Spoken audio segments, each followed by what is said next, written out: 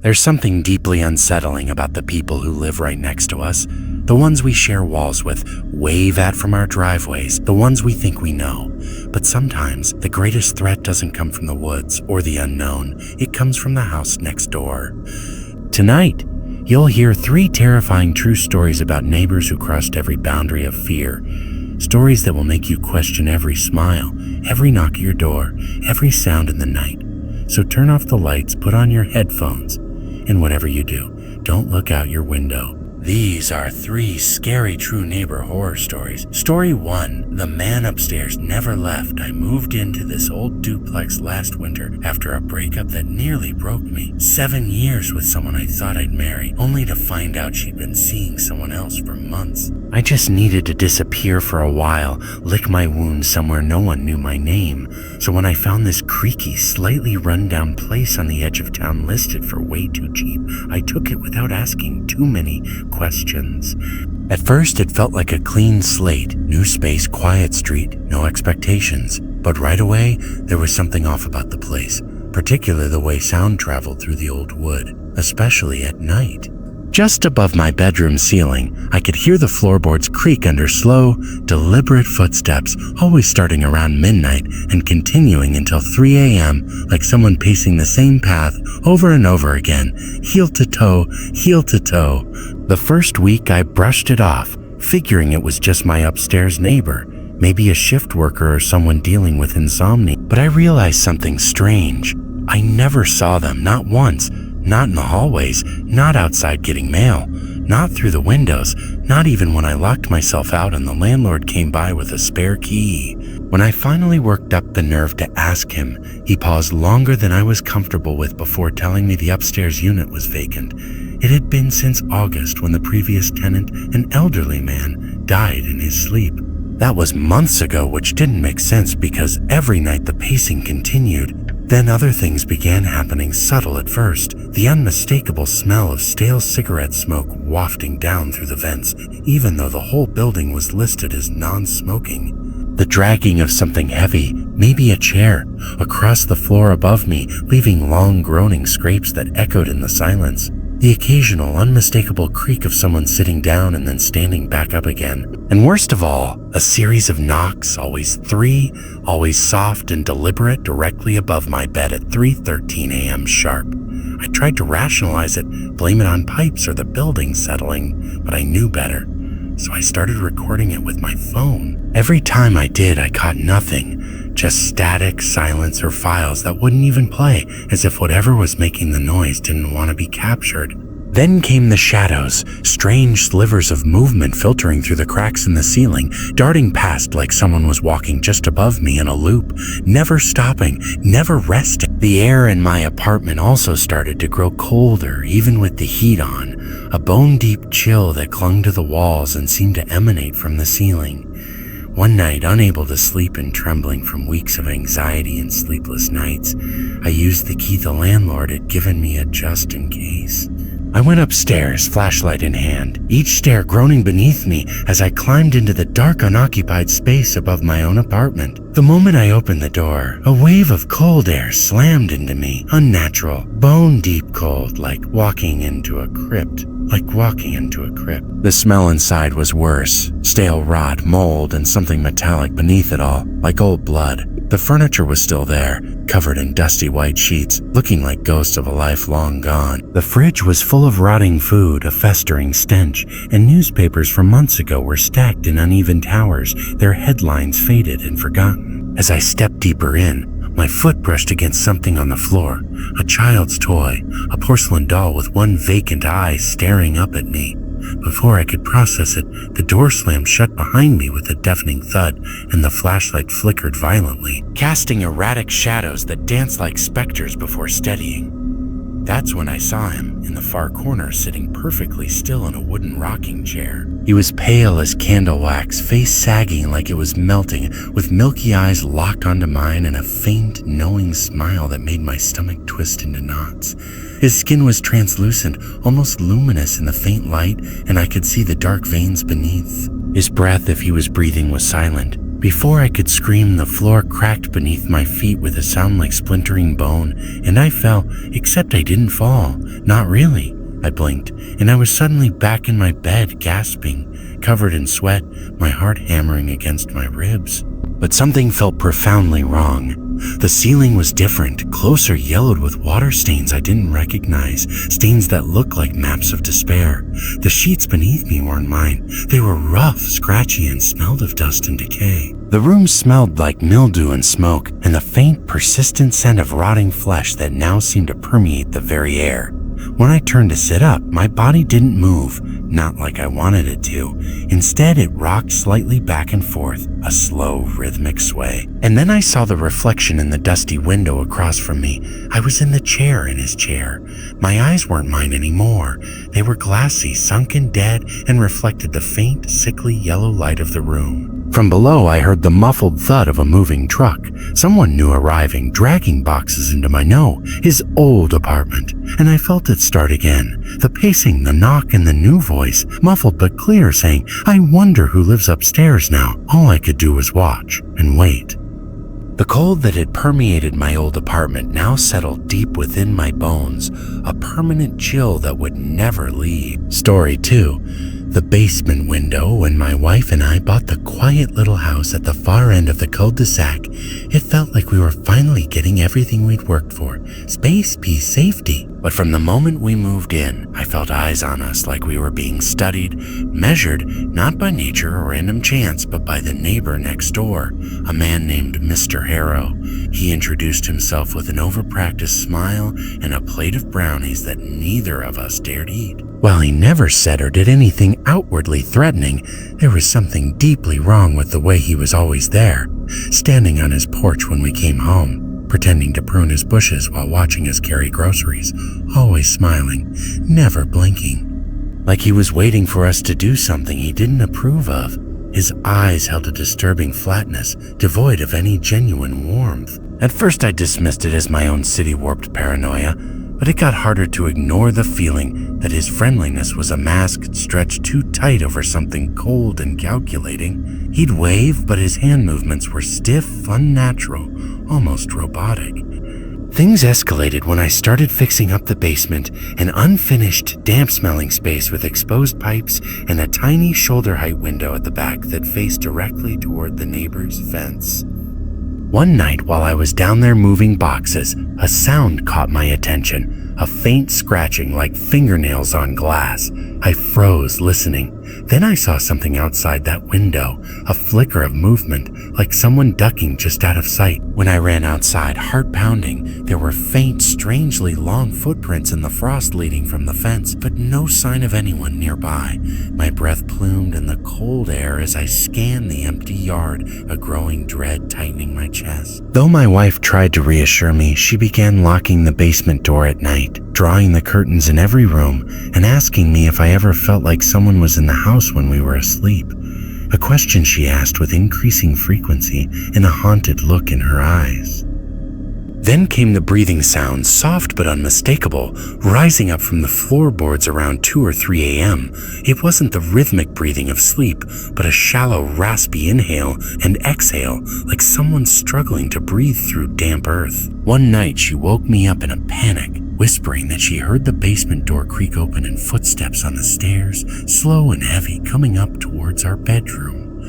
But when I checked, no one was there, only the faint smell of soil and something like mildew and an overwhelming sense of unseen presence. After that, we installed a basic security camera by the back door that caught everything, except the night we really needed it. The file was corrupted, scrambled like it had been tampered with, a chaotic mess of pixels and static. I might have brushed it off as a tech glitch until I scrubbed through the footage frame by frame and found a single horrifying still image.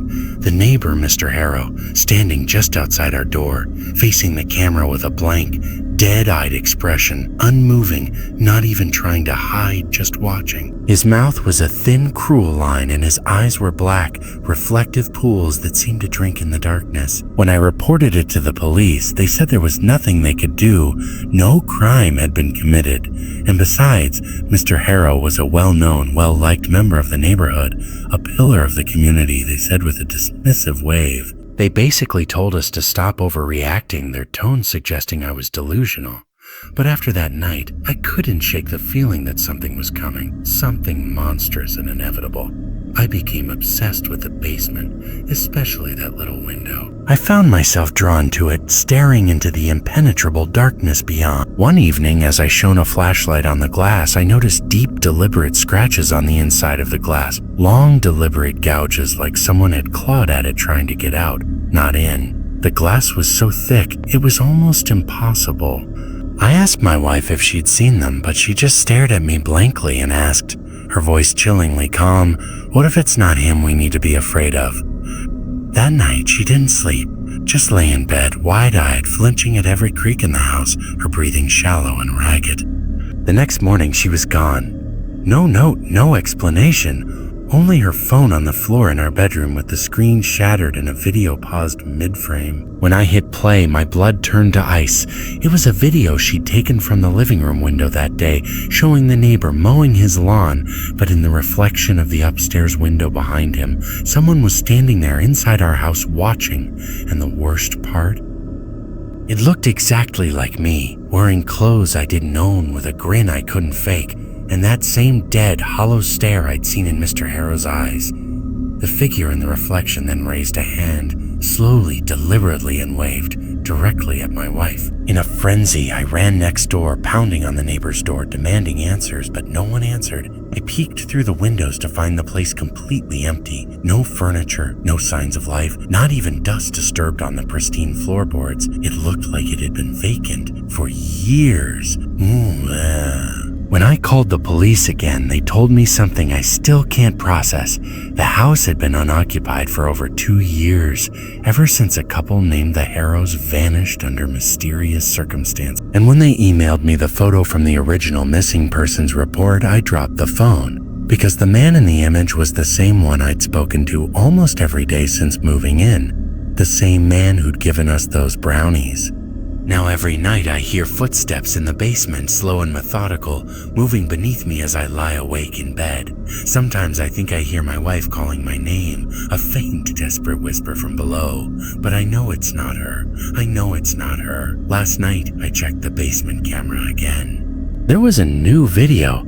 Someone crawling slowly up the stairs, just barely out of frame, dragging something heavy behind them, something that made a wet, scraping sound on the wood. They were whispering my name in my own voice, a distorted, mocking echo. The last frame before it cut out showed my face, grinning wide and wrong, standing at the top of the stairs, looking directly into the camera from inside the house. The reflection of the basement window in the lens showed only darkness and the faint, chilling outlines of what looked like skeletal fingers pressed against the glass from the inside. Story 3. She watches me sleep. I never liked living alone, but after graduating and landing my first real job across the state, I didn't have much of a choice. Plus, when I found the small studio apartment tucked inside a quiet, aging suburban complex for an insanely low price, I figured it was a blessing. For the first month or so, it really was. Quiet nights, no traffic close to work, and just enough space for a mattress on the floor, a desk, and my coffee maker. But then I met the woman in 2B. She was a hijabi woman, maybe late 30s or early 40s, always dressed modestly, always quiet, always polite. She introduced herself one evening in the stairwell as Elena, smiling just enough to seem kind, but not enough to feel warm. Her eyes, though, were a peculiar shade of dark brown, almost black, and seemed to hold an ancient, knowing quality. And she said she'd lived there for years and liked the quiet, her voice soft but unnervingly flat. At first I appreciated the small talk. Being new and alone in a new town was disorienting, but I noticed pretty quickly that she was always around, even when she shouldn't have been. Watching me from her window as I got into my car, standing at the end of the hallway near the mailboxes without ever collecting mail, waiting by the elevator and never getting in. While she never said anything outwardly unsettling, it was her silence that got under my skin, the way she paused before answering, like she was measuring her words and always blinking too slow, too deliberately, like she was trying to mimic a person more than be one. Her movements were just a fraction too precise, too controlled. That's when the weird things started happening inside my unit. Small, easily explained things at first, like finding the door unlocked when I swore I'd locked it, my bathroom mirror fogged up when I hadn't used the shower, the faint smell of her perfume lingering in my living room, my phone's front camera randomly activating while I slept, sometimes draining the battery by morning. One night, I came home to find a neatly folded shirt sitting on my doormat, one I hadn't worn in over a week, even though my laundry basket was still full. Something about the way it was folded, precise, ritualistic, almost surgical, made my stomach churn. I couldn't stop thinking about those moments, those strange pauses in conversation, those long stares from her dark window. Then the dream started.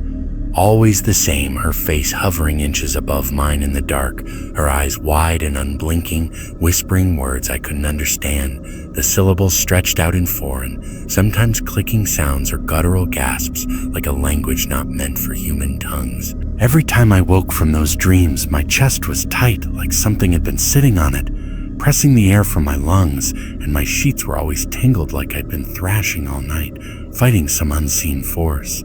The apartment felt colder, heavier, filled with a palpable sense of dread that lingered even after I was fully awake. One night, desperate for sleep, I turned off all the lights and sat by the window, watching, waiting. The streetlights cast long, distorted shadows. Right at 3 to 0 a.m., I saw her shadow, moving in front of my second-story window, which made no sense because there was no balcony, no ledge, nothing she could be standing on. Yet, there it was, distinct and undeniable, a dark silhouette against the faint glow of the city. The shadow paused, and I felt her eyes on me, even through the glass.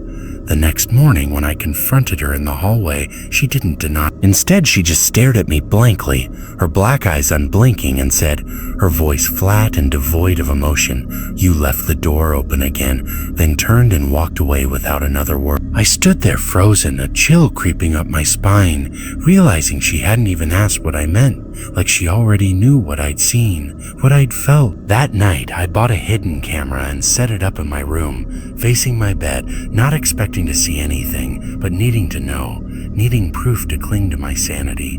When I watched the footage the next day, I almost threw up at 2:47 a.m. My front door opened slowly, silently, and she came in, not walking, but crawling, her limbs moving like they didn't belong to her, elbows bent backwards, knees twisting at unnatural angles, her head twitching violently from side to side as she whispered my name over and over in a low, guttural voice that sounded like it was coming from deep within the earth. And then she stood up, slowly unfurling to her full height, face blank and eyes wide and utterly devoid of light. She just watched me sleep, standing over me for nearly 2 hours, never touching me, never blinking, just swaying slightly back and forth like a metronome. Her presence filled the room, a suffocating, malevolent energy. The next morning, I went straight to the building management office and demanded they remove her, report her, evict her, anything.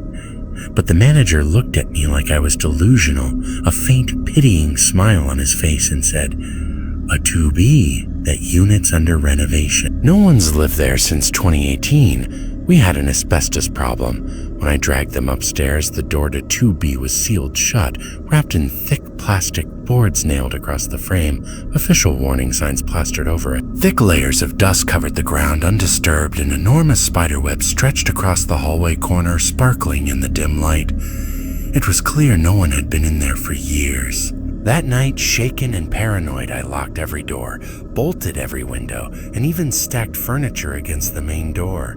But at exactly 3 to 4 a.m., I got a knock, 3 soft taps on the door, echoing through the silence. When I opened it, heart hammering, no one was there, only a piece of paper on the floor with my name written in jagged blood-red marker and the words, "You shouldn't have looked." Since then, every night without fail, the camera shows her, sitting in the corner of my room, facing turned just slightly toward the bed, unmoving, unblinking, never speaking. Her eyes are always fixed on me.